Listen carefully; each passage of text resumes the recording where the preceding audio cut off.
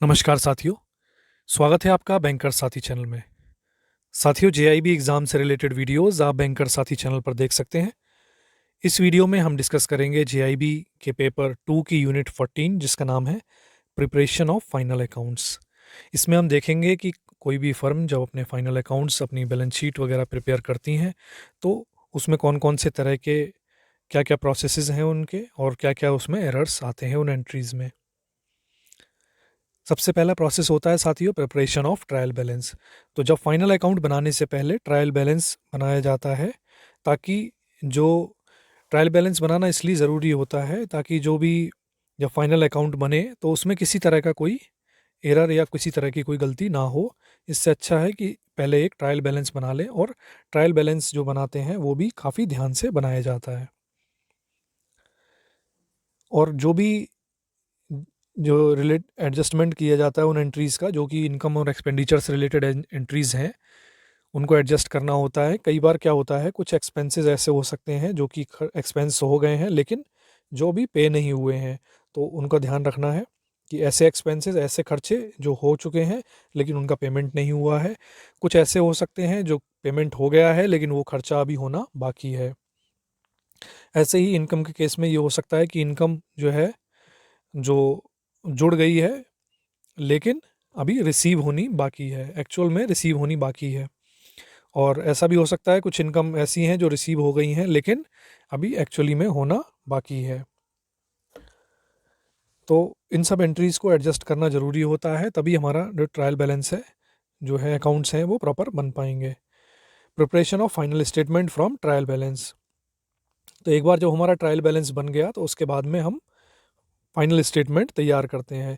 If we have recorded all the transaction, their arithmetic accuracy has been checked by the trial balance and then the required adjustment entry has been made. तो पहले जो है transaction सारे record हो गए हैं, हमारे arithmetic accuracy check हो गई है ट्रायल बैलेंस के द्वारा, और साथ ही जो जो भी उसमें एडजस्टमेंट करना था, जो इनकम और एक्सपेंस के एडजस्टमेंट हमने एंट्रीज देखी थी, वो एडजस्टमेंट भी हो गया है। तो we should be able to find out result of the operating operations during the accounting period and also know the financial position of business at the close of year। तो इतना सब करने के बाद में हम फाइनल अकाउंट्स तैयार कर सकते हैं, और फाइनेंशियल पोजीशन बिजनेस की क्या है उस अकाउंटिंग पीरियड के बाद में वो देख सकते हैं।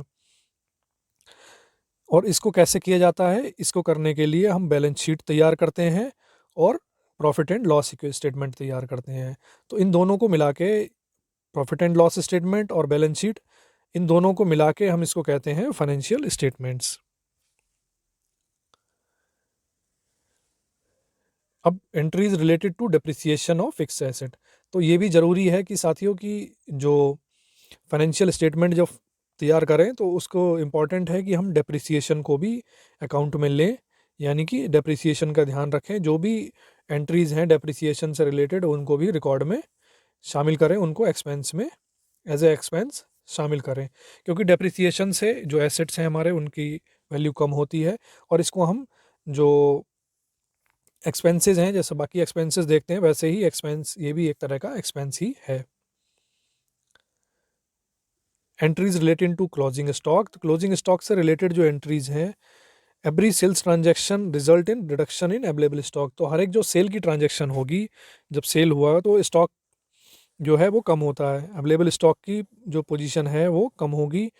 And every purchase transaction increases the stock available in the godown. तो हर एक जो परचेज होगी उसके साथ में जो गोडाउन में जो सामान है वो बढ़ जाएगा। लेकिन ये जो एंट्री जो लेजर में पास हुई हैं, जो एंट्री लेजर में पास होती हैं उनका इफेक्ट जो है स्टॉक अकाउंट में नहीं पड़ता है, तो इसका भी हमें ध्यान रखना है। और बाकी जो एंट्रीज हो सकती हैं और आइटम की, other adjustment pertaining to provision of bad doubtful डेप्ट, writing off fictitious asset like preliminary expenses etcetera, provisioning for contingent event. तो ये सारी जो हैं एंट्रीज की कोई डाउटफुल या डेप्ट है कोई, वो राइट ऑफ करना है, कोई फिक्सिशियस एसेट है उसे हटाना है, या फिर कोई कंटिजेंट लाइबिलिटी जो एक्सपेक्ट कर रहे हैं कि ये फ्यूचर में ऐसी कोई लाइबिलिटी हो सकती है, उसके रिलेटिंग अगर कोई एंट्री करनी है तो वो भी कर देनी है हमें। Preparation of final profit and loss account. तो प्रॉफिट एंड लॉस अकाउंट जब प्रिपेयर किया जाता है तो उसमें क्या क्या एंट्रीज हैं? Closing entries at the end of each accounting period all the income and expense account should be closed by transferring the balance to the profit and loss account. The entries passed for this purpose are called closing entries. तो जितनी भी income और expense account हैं उनको close कर दिया जाता है, और जो भी बैलेंस होता है उनमें वो बैलेंस कहाँ ट्रांसफ़र कर दिया जाता है? प्रॉफिट एंड लॉस अकाउंट में। तो इस तरह की जो एंट्री, ये कब किया जाता है? जब अकाउंटिंग ईयर ख़त्म होता है। जनरली जो है 31 मार्च को जब अकाउंटिंग ईयर ख़त्म होता है उस समय ही, उसके बाद ये किया जाता है। और इन एंट्रीज़ को हम क्या कहते हैं? क्लोजिंग एंट्रीज़ कहते हैं, क्योंकि क्लोजिंग के समय पर ये की गई हैं। ट्रेडिंग अकाउंट क्या होता है साथियों? ट्रेडिंग अकाउंट का प्रिपरेशन कैसे किया जाता है? ये हालांकि साथियों नेसेसरी नहीं होता है कि ट्रेडिंग अकाउंट को बनाया जाए, लेकिन ज़्यादातर कई अकाउंटेंट ऐसे होते हैं जो प्रिफ़र करते हैं इसको बनाना, ट्रेडिंग अकाउंट को। ये प्रॉफिट एंड लॉस अकाउंट का ही पार्ट बनता है। जब प्रॉफिट एंड लॉस स्टेटमेंट आप देखेंगे तो कई प्रॉफिट एंड लॉस स्टेटमेंट में जो ट्रेडिंग का भी अकाउंट शो उसमें किया जाता है, और कई जगह नहीं भी किया जाता। Trading account takes into account only the direct cost associated with the material in which the firm is dealing. तो ट्रेडिंग अकाउंट साथियों क्या होता है? केवल जो डायरेक्ट कॉस्ट जो कि एसोसिएटेड है जिस भी मटेरियल में फर्म डील कर रही है, उसके एसोसिएटेड जो मटेरियल है उस उसमें उसकी जो डायरेक्ट कॉस्ट है केवल उसमें डील करती है ट्रेडिंग अकाउंट। उसमें ट्रेडिंग अकाउंट में वो ही केवल अकाउंट देखा जाता है। The operating cost are not included. Operating cost की बात नहीं की जाती है, यानी कि जो सामान बिका है, कॉस्ट ऑफ गुड्स सोल्ड का मतलब है, this means that we calculate cost of goods sold and subtracted from the revenue to arrive at what is called gross profit. यानी कि इसमें एक्सपेंसेस वगैरह का ध्यान नहीं रखा जाता है, सीधे जितने का माल बिका माइनस जितना रेवेन्यू आया, जितनी गुड्स गई और जितना रेवेन्यू आया, तो जितना रेवेन्यू आया उसमें से गुड्स की कॉस्ट को माइनस कर दिया, जो आया वो क्या आया? Gross profit. तो ग्रॉस प्रॉफिट की बात यहाँ पे होती है। It is important to note that under the cost of goods sold we calculate the cost of only those goods which are sold and not the goods cost of entire goods purchased. तो जब हम बात कर रहे हैं cost of goods sold, यानी कि कितनी कॉस्ट उनकी होगी जो गुड्स सेल की गई हैं, तो उस समय जो परचेज हुई हैं गुड्स सारी, उन सबकी कॉस्ट नहीं जोड़ी जाएगी, केवल उस पार्ट की कॉस्ट जो है अकाउंट में लेंगे जितनी हमने उसमें से बेच दी हैं। मान लीजिए अगर 100 गुड्स अगर ली गई थी, बिकी लेकिन इस समय 50 ही हैं, तो 50 का ही ट्रेडिंग अकाउंट में शो किया जाएगा। If we have only purchase the goods during a year and not sold anything, there will be no cost associated with the selling of goods, as the purchase result is the only increasing the inventory। तो आसान है साथियों, अगर कोई भी goods sale नहीं की गई हैं, कुछ बिका ही नहीं है, तो जो भी अगर कुछ परचेजेज हुई हैं तो वो कहाँ जाएंगी? वो इन्वेंट्री ही बढ़ाएंगी, केवल क्लोजिंग स्टॉक को ही बढ़ाएंगी। और जो गुड्स सेल हुई, cost of goods sold equal to purchase plus opening stock minus closing stock plus expenses. तो ये साथियों आसान है, आप इसको समझ लीजिए। अब कॉस्ट कितनी होगी कोई भी गुड्स जो सेल की गई हैं, उनकी कॉस्ट हम तभी निकालेंगे कि जितनी जो परचेज़ हुई हैं और जो पहले से थी हमारे पास गुड्स, जो पहले से गुड्स थी और जो परचेज़ हुई हैं उस अकाउंटिंग पीरियड के दौरान, उस फाइनेंशियल ईयर की बात कर रहे हैं अगर हम बात करें तो 1 अप्रैल से 31 मार्च के बीच में कितनी जो ओपनिंग स्टॉक था 1 अप्रैल को, प्लस जो परचेज़ की गई हैं गुड्स उस दौरान, उनमें से क्या माइनस करेंगे? हम क्लोजिंग स्टॉक को माइनस करेंगे प्लस एक्सपेंसेस। तो तब हमारे पास क्या आ जाएगा? Cost of goods sold. तो वो तो था ट्रेडिंग अकाउंट। अब आते हैं profit and loss account. There are prescribed format for preparing profit and loss account for all the companies in India. Such form is either provided in companies act 2013 और the banking regulation act और some other act for specific type of companies. तो साथियों profit and loss account बनाने के लिए एक prescribed formats हैं जो कहाँ मिलते हैं? जो कंपनीज़ हैं, जो कंपनीज़ एक्ट 2013 के अंडर रजिस्टर्ड हैं तो उनके लिए वहाँ पे उनके फॉर्मेट दिए हुए हैं।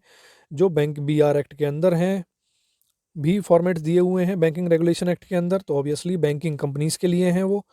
या फिर कुछ कंपनीज जो हैं वो स्पेसिफिक टाइप ऑफ कंपनीज़ के लिए जो स्पेसिफिक एक्ट के अंदर रजिस्टर हैं, तो उन एक्ट के अंदर उनके जो रेस्पेक्टिव एक्ट हैं उनके अंदर ये फॉर्मेट्स दिए गए हैं। और बाकी बिजनेस हैं यानी कि कंपनीज़ के अलावा बाकी जो बिजनेस हैं, there is no prescribed format.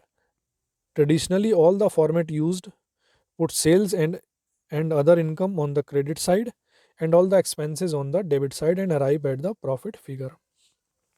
तो कंपनीज को छोड़ के बाकी जो बिजनेस एंटिटी हैं उनका कोई particular format profit and loss account का नहीं होता है। लेकिन एक जो जनरल प्रैक्टिस है उस केस में क्या होता है, जितने भी सेल्स और इनकम जो हैं वो क्रेडिट साइड में जाती हैं, वो राइट साइड में दिखाया जाता है, और जो भी एक्सपेंसेस और जो होते हैं वो डेबिट साइड में आते हैं। और उसके बाद में क्या निकल के आता है, जो प्रॉफिट फिगर है वो निकल के आता है प्रॉफिट एंड लॉस अकाउंट में। This is achieved by passing the closing entries in the respect of all the earning and expenses account in the general ledger, so that the balances in all the remaining account in GL forms the balance sheet discussion in the next paragraphs। तो साथियों ये जो final जो figures आती हैं expenses की, वो आती हैं जब क्लोजिंग एंट्रीज वगैरह जितनी भी अर्निंग और एक्सपेंसेस हैं उनकी क्लोजिंग एंट्रीज सारी हो जाती हैं, जिससे कि जो भी जो फाइनल बैलेंस हो जो रिमेनिंग अकाउंट में जीएल है वो का क्या बनाएंगे, वो बैलेंस शीट का फॉर्म्स द बैलेंस शीट, उनसे हम बैलेंस शीट बनाएंगे जो कि बाद में डिस्कस की है। A typical format of a profit and loss account may be as under if the practice of the preparation account is followed. तो साथियों टिपिकल जो वो आता है वो उस तरह से ही होता है कि एक तरफ सारे एक्सपेंसेस दिखाए जाते हैं, दूसरी तरफ सेल्स और स्टॉक की बात की जाती है, उसके बाद में जो फाइनल जो है क्लोजिंग स्टॉक की बात की जाती है। इस तरह से जो फाइनल जो फिगर है प्रॉफिट का वो निकल के आता है। अब एक अकाउंट होता है profit and loss appropriation account. Net profit as arrived at in the profit and loss account is utilized by the company for providing dividend distribution tax, adjustment to income tax and transfer to reserve etcetera. तो जब एक बार profit and loss account बन गया तो उस case में जो भी नेट प्रॉफिट आया है कंपनी का, तो वो कहाँ यूटिलाइज करेगी कंपनी, वो यूटिलाइज किया जाएगा डिविडेंड बांटने में, या फिर डिविडेंड डिस्ट्रीब्यूशन टैक्स जो कंपनी को देना होगा, या फिर इनकम टैक्स या कोई और तरह के जो टैक्स होंगे वो देने होंगे, या फिर क्या होगा फाइनली टैक्स खर्चे निकाल के ये सारे वो ट्रांसफ़र कर दिया जाएगा रिज़र्व में, कंपनी के जो रिज़र्व होंगे उसमें ट्रांसफ़र कर दिया जाएगा। और ये सब काम किसके थ्रू किए जाते हैं, ये सब काम किए जाते हैं through profit and loss appropriation account. मतलब प्रॉफिट एंड लॉस जो हुआ है, जो प्रॉफिट फाइनल होता है उसको एप्रोप्रिएशन करने वाला अकाउंट जो होता है उसके थ्रू ये प्रॉफिट जो है वो अलग अलग जगह दिया जाता है। Profit and loss appropriation account जो है वो प्रॉफिट एंड लॉस अकाउंट से अलग होता है and is normally put before the net profit figure in the same statement. तो नेट प्रॉफिट फिगर जो है उससे पहले ही उसको शो किया जाता है उसी स्टेटमेंट में। The net profit is transfer to the credit side of the profit and loss appropriation account. तो profit and loss appropriation account है, उसमें क्या होता है, उसमें जो नेट प्रॉफिट है राइट साइड में पहुंच जाता है। राइट साइड कौन सी होती है, राइट साइड होती है क्लोजिंग स्टॉक और क्रेडिट वाली side. Profit and loss account shows only the net profit and net loss from operations of the business, while profit and loss appropriation account shows all the non-operational adjustment। तो profit and loss account जो होता है साथियों वो क्या show करता है, जो भी बिजनेस के ऑपरेशंस थे उनसे क्या प्रॉफिट हुआ और कितना लॉस हुआ वो शो करता है। लेकिन जो profit and loss appropriation account है वो क्या शो करता है, नॉन ऑपरेशनल एडजस्टमेंट। तो नॉन ऑपरेशनल एडजस्टमेंट यानी कि जो ऑपरेशनल एडजस्टमेंट जो होते हैं, जो प्रोडक्शन में कंपनी के जो कामकाज हैं उसमें जो यूज़ आते हैं वो हो गए। नॉन ऑपरेशनल एक्सपेंसेस जो हैं वो नॉन ऑपरेशनल जो एडजस्टमेंट किए गए हैं वो कहाँ आपको मिलेंगे, वो मिलेंगे profit and loss appropriation account में।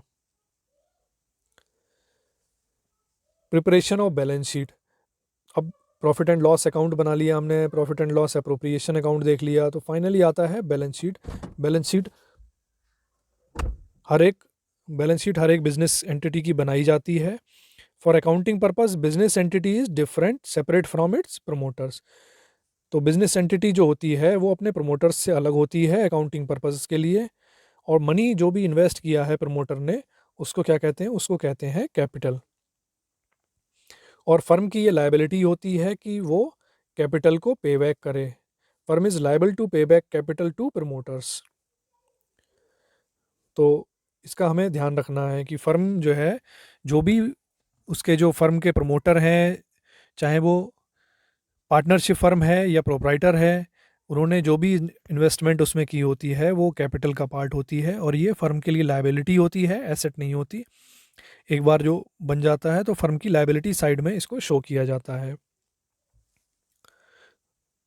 तो साथियों इस वीडियो में इतना ही था। वीडियो आपको पसंद आया हो तो इसे लाइक करें, साथ ही शेयर करें हमारे सभी बैंकर साथियों के साथ जो JIB एग्ज़ाम देने जा रहे हैं। मिलते हैं साथियों नेक्स्ट वीडियो में। Thank you.